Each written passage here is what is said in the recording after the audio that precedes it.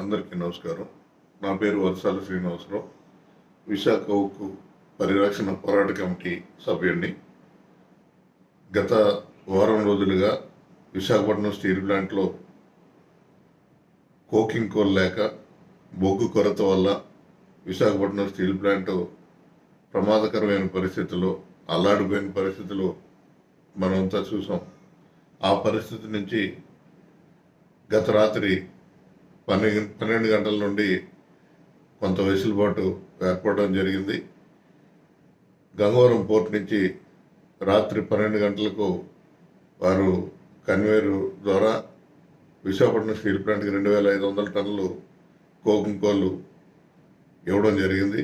ఈరోజు ఉదయం నుంచి సుమారు 3000 టన్నుల కోకింగ్ కోల్ మనకు విశాఖపట్నం స్టీల్ ప్లాంట్ ఆర్ఎంహెచ్కి చేరడం జరిగింది.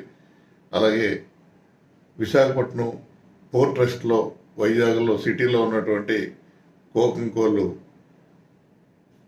500 టన్నుల కోకింగ్ కోల్ని బై రోడ్ ద్వారా లారీల ద్వారా విశాఖపట్నం స్టీల్ ప్లాంట్కి వేళ తెచ్చుకోవడం జరిగింది. ఒక రేక్ వేళ అక్కడ లోడ్ అవుతుంది. ఈ రాత్రికి ఆ రేక్ కూడా చేరే అవకాశం ఉంది. మొత్తంగా చూస్తే కొంత ఈ కోర్టు అటాచ్మెంట్ల ద్వారా హైకోర్టులో కానీ సుప్రీంకోర్టులో కానీ అటాచ్మెంట్లని క్లియర్ చేసుకోవడం కోసం 100 కోట్ల రూపాయలు వారికి చెల్లించిన తర్వాత కూడా అనేక ఇబ్బందులు రావడం జరిగింది. దానివల్ల గత వారం రోజులుగా అత్యవసరంగా ప్లాంట్ని ఉత్పత్తిని తగ్గించేసి బ్లాస్ట్ ఫర్నేస్ 1 ఆల్రెడీ ఉత్పత్తిని నిలిపేయడం జరిగింది. ఛానల్ నుంచి అది తీయట్లేదు. 2, 3 బ్లాస్ట్ ఫర్నేసుల నుంచి అరకొరగా మాత్రమే మనం ఉత్పత్తి చేయడం జరుగుతుంది. సుమారు 20,000 టన్నుల హాట్ మెటల్ ఉత్పత్తి జరిగే విశాఖపట్నం స్టీల్ ప్లాంట్లో కేవలం 11,000, 12,000 వరకే మనం 2 బ్లాస్ట్ ఫర్నేస్ నుంచి తీసుకునే పరిస్థితి ఉంది.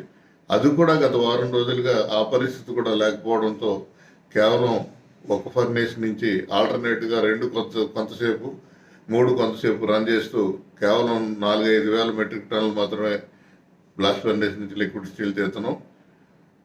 300 నుంచి 400 పుషింగ్లు చేయవలసినటువంటి కోకోన్ 5 బ్యాటరీల నుంచి మనం కేవలం 140-150 పుషింగ్లకే పరిమితం చేసుకోవడం వల్ల గ్యాస్ కానీ కోక్ కానీ వెసులుబాటు లేకపోవడంతో ఈ ఇబ్బందులు వచ్చినాయి.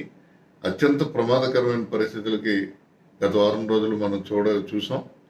ఈ పరిస్థితుల్లో కూడా భయాందోళనకు లోనవుతూ కార్మిక వర్గం, ఉద్యోగులు కానీ అధికారులు కానీ ఎంతో సమయంతో విశాఖపట్నం స్టీల్ ప్లాంట్ కాపాడడంలో అనేక మెలకువలు తీసుకుని సాధారణ ఉష్ణోగ్రతలు మెయింటైన్ చేస్తూ వారు విశాఖపట్నం స్టీల్ ప్లాంట్ పట్ల అంకిత భావం చూపించినందుకు వారందరికీ కూడా ప్రత్యేకంగా ధన్యవాదాలు తెలియజేస్తూ అధికార గణం కానీ అలాగే ఉక్కు ఉద్యోగులు కానీ వివిధ విభాగాల్లో వారు ఒక మంచి నిర్ణయాలు తీసుకుని ప్లాంట్ని పరిరక్షించడంలో పూర్తిగా మెటీరియల్ లేని సందర్భంలో రాష్ట్ర ప్రభుత్వం కానీ కేంద్ర ప్రభుత్వం కానీ స్పందించలేదు.